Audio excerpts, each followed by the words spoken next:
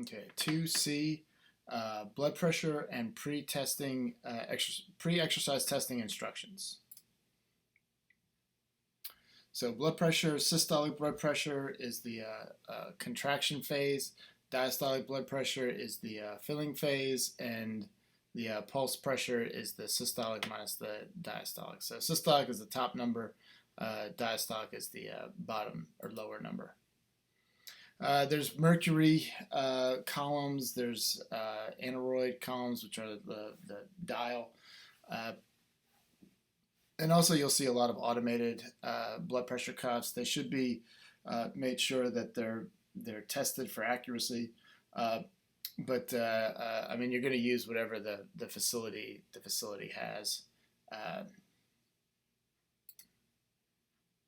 a lot of times, you'll see the automated devices. When you go to a drugstore and you'll see the little thing where you can put your arm into, those things are good and recommended, especially if you're just trying to keep tabs on your blood pressure. I recommend that every family should have some sort of automated device. Automated devices are relatively cheap, 50, $60, I'd say, in many instances, and especially for older members of the family, the blood pressure can be high. So keeping track of that and measuring it on a regular basis is important.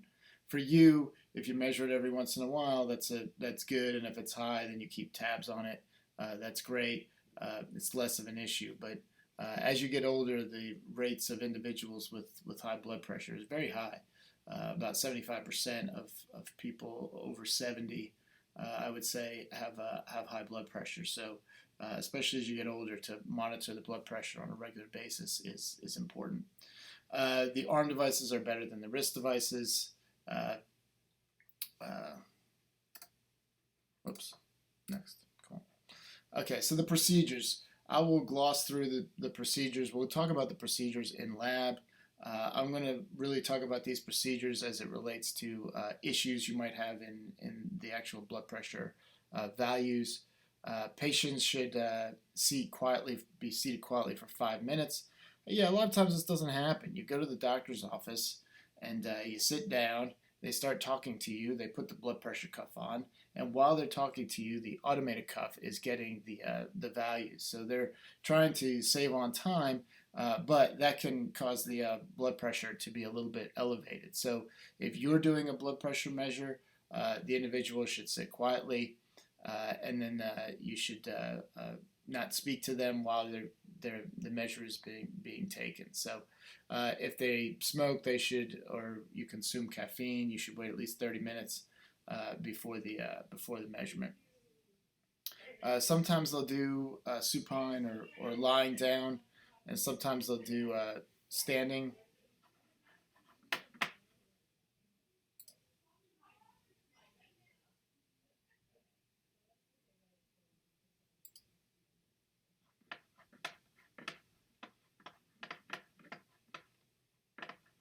Okay, get back to it.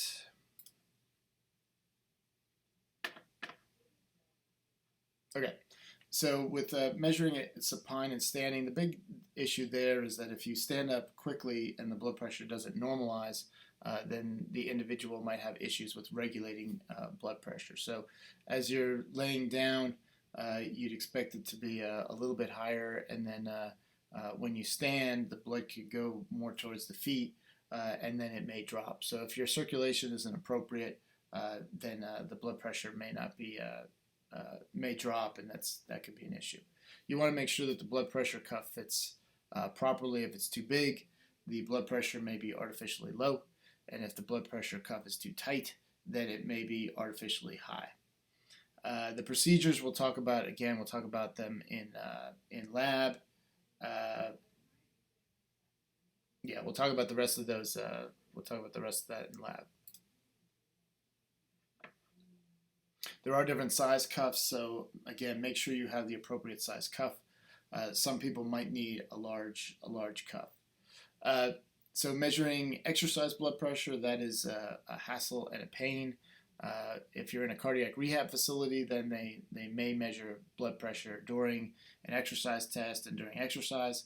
However, if you're measuring if you're dealing with a general population, you probably won't measure blood pressure during exercise. Oftentimes, the issue is it's hard to differentiate the sounds of the heart rate, but versus the sounds of the treadmill. So you have to be able to differentiate between what's their stepping versus what's their heart rate. Things like the elliptical machine probably make it a little bit easier. The bicycle makes it a little bit easier. So some of these quieter machines, but a treadmill is definitely loud. So that's really the main issue, and you want to make sure that the blood pressure cuff is at eye level. Potential sources of error: you can have an inaccurate sphygmomanometer. I think I pronounced that correctly. So the blood pressure monitoring device could be inaccurate. You want to make sure that it's accurate. Make sure that the cuff size is correct. Auditory acuity of the technician. So how well can you hear the blood pressure? And it depends on the patient as well. If you're dealing with an obese older individual, it may be a lot harder to hear the blood pressure, and you might have difficulty putting the bell of the stethoscope in just the right spot where it should be. So you deal with some of those issues. In a college population, when you're doing blood pressure on each other, it should not be all that difficult to hear blood pressure. For resting blood pressures, once you develop a little skill, it's really not that hard. But you will find instances where it can be challenging. Rate of inflation or deflation. Some people just inflate it and deflate it very quickly. You want to make sure that the deflation rate is about 1 to 2 millimeters of mercury per second. Make sure it's reasonable. As with the auditory acuity, the experience of the technician, they go hand in hand. Faulty equipment, that goes together with inaccurate sphygmomanometer, so I don't know why they mentioned it again. Making sure you place the bell of the stethoscope in the right spot, that's important. Not having the cuff at heart level.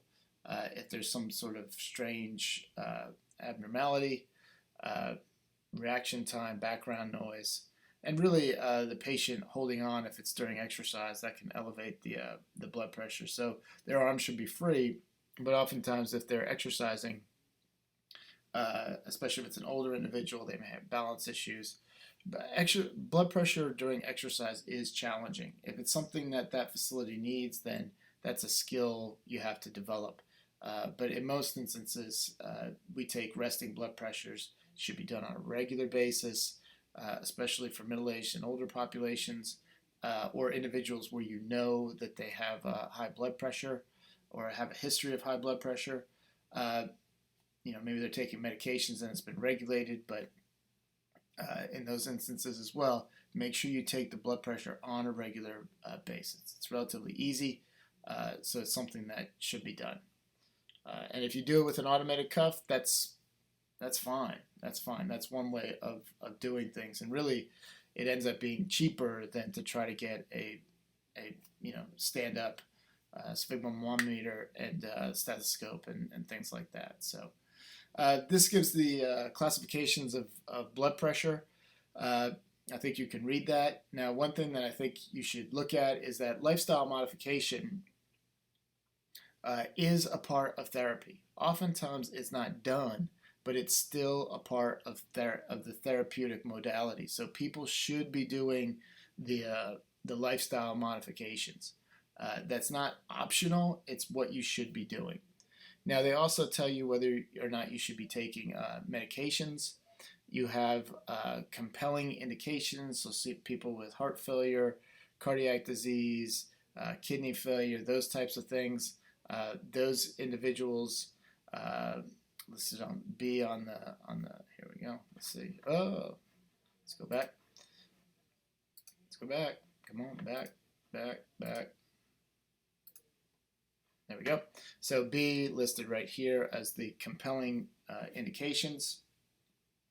So typically, if you have any type of high blood pressure, you should be on lifestyle modification as well as you should be taking a medication. So you don't just do the exercise and diet and hope that it gets better. You need to do both. Now, if the blood pressure goes back down to normal, and especially if it gets low, then you may take the medication away. But that's up to a physician.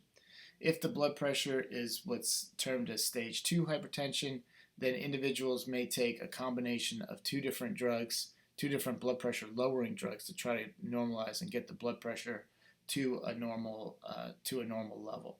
Again, if you have stage 1 or regular hypertension and you have one of these indications, compelling indications, then you may also take a two-drug combination to try to get that blood pressure into the normal range. Getting blood pressure into the normal range is very important. We want to make sure people do it. Of note as well is that normal blood pressure is below 120 over 80. So if it's 120 to 139 and 80 to 89, you're pre-hypertensive.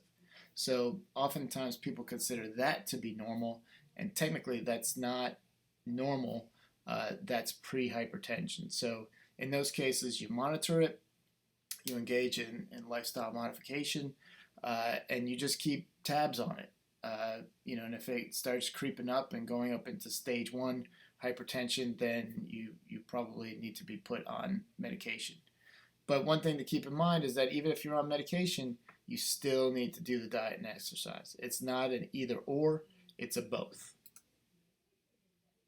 So classifications of blood pressure. One thing that you could do, they mentioned the JNC7 and JNC8. I'm going to do a quick Google search. Whoops, come on. Bring that over here. So, as you can see, I was looking at the ankle xanthomose, however you pronounce that. So you just put in, you can put in JNC 8, and it brings up the guidelines for hypertension. You should look for something that looks like CDC. This is a NIH. Here we go. NCBIs and NIH.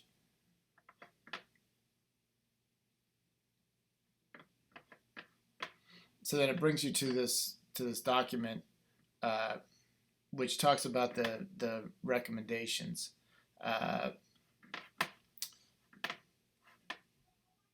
What I'll also mention, they have different types of ways that they're looking at it. Let me see what this looks like. Now here we go.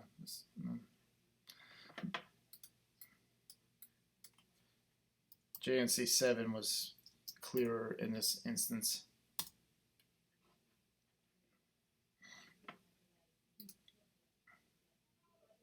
And the reason why I want to show you this, one, it's fairly easy to find, and you can see that it's it's by the government, it's by NIH, and when you look at who wrote it, it's a large group of people, and it's the professionals in the field. So it's not just somebody that made this up. Everybody should be following this. A lot of organizations here that approved this document, and then it gives you the recommendations and various things. For one, you can find this information, which is nice because you may graduate. Hopefully you graduate, and that's the plan for you to graduate. And then you're out in the field and the recommendations may change, or you don't have access to your old books. You sold them back, which you shouldn't do. You should keep them as a reference. But even if you keep your old books as a reference, the recommendations can change. So to look this information up, and it is available, you just need to know where to look. If instead of JNC7, They have various other things you can look at here. You could just look at blood pressure guidelines. And there you should look for something that's NIH related.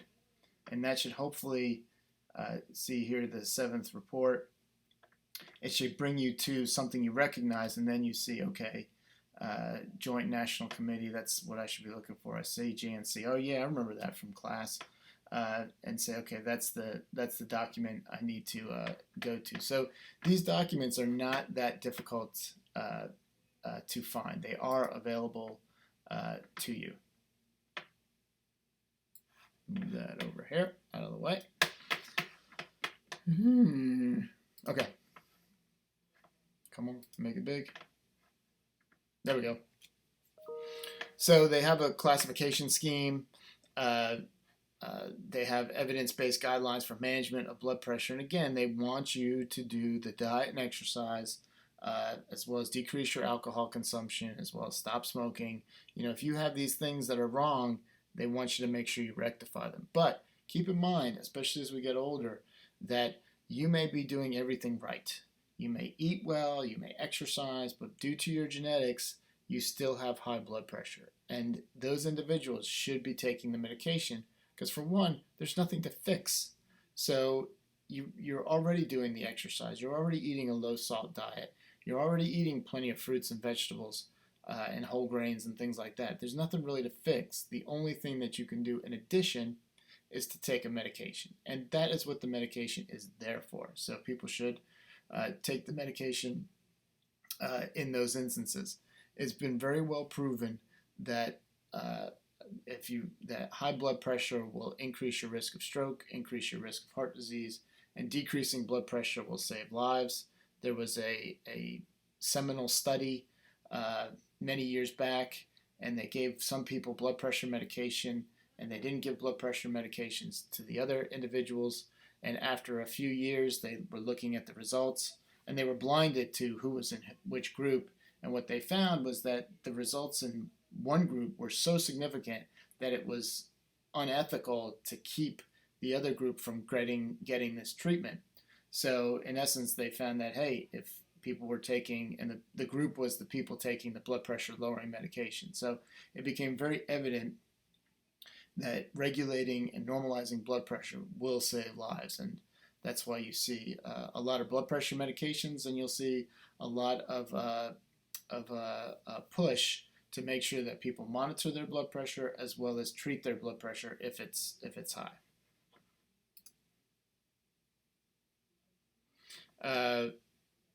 Let's see. I'll just read this. The scheme proposed by JNC7 remains a widely accepted classification. Recommendations on specific medications used in the management of hypertension in adults see the JNC8. So basically, they didn't change the basic recommendations from the 7 to the 8. And the American Society of Hypertension and the International.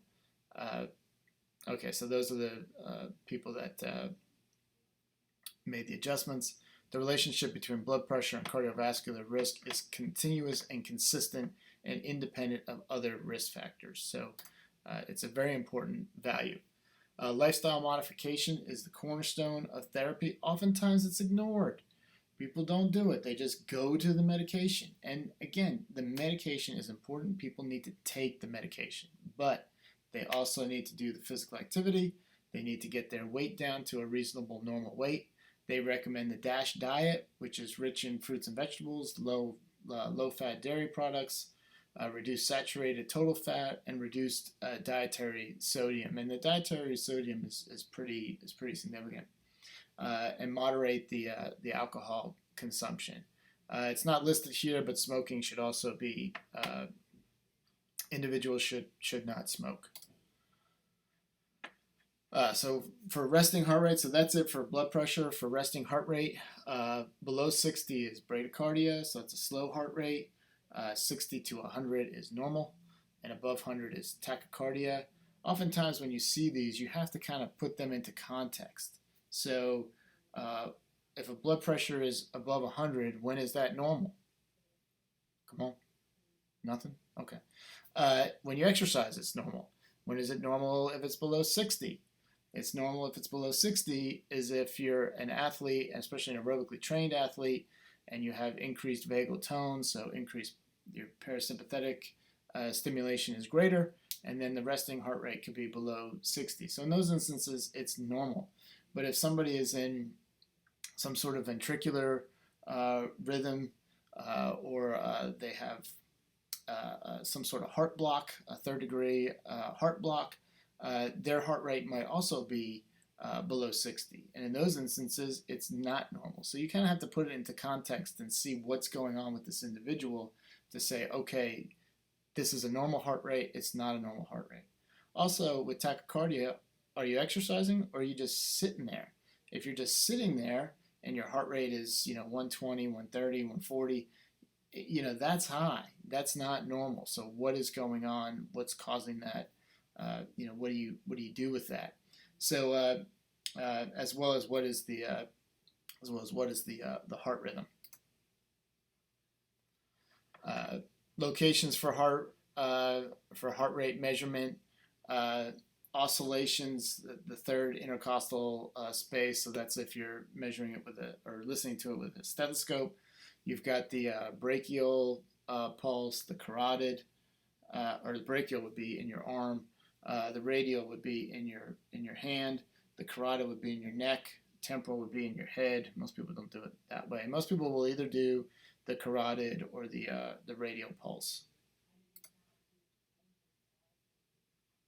So count for 60, 30 to 60 seconds. Generally, if at rest, you might still see people measuring the pulse kind of the old-fashioned way. But we have so many devices that now measure heart rate, from the activity trackers that have that heart rate option, as well as the polar heart rate monitors that you need to buy that have the chest strap, as well as the